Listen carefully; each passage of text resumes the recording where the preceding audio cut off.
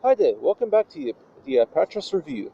In this episode, I check out the 1927 Golden Oldie, The Beloved Rogue, directed by Alan Crosland, and which premiered in America in the US in the 12th of March 1927.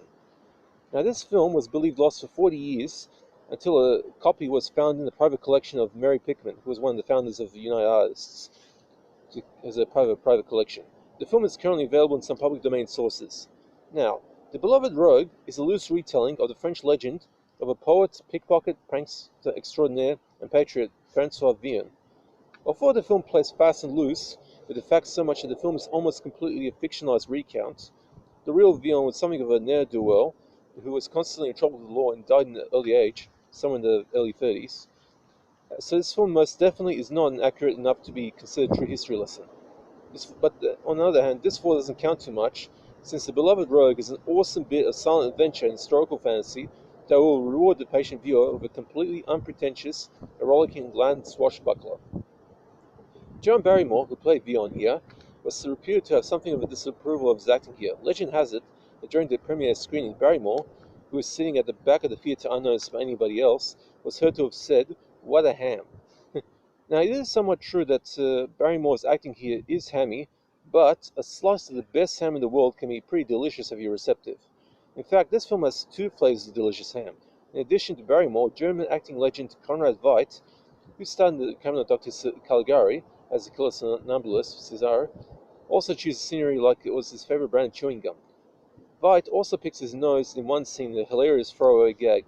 Watching the likes of Barrymore and Veidt partake in an acting battle to see who can attract the most attention is a delightful thing to see. The film has Barrymore playing Villon getting into a scuffle with Louis the XI in order to defeat the villainous Duke of Burgundy, who, after copping quite a serve for Villon, forces the Louis to banish Villon from Paris, only for the king to Villon to con his way back in, and to win the heart of the king's ward. Barrymore really gets into the spirit here with an agreeably over-the-top performance, which has him jumping from rooftops and engaging in madcap pranks, such as hijacking the royal shipments of food supplies and then commandeering the catapults to toss the food out of the castle for the common people to take up. The bit where Villon steals a barrel of wine by switching it with water is a pretty funny thing.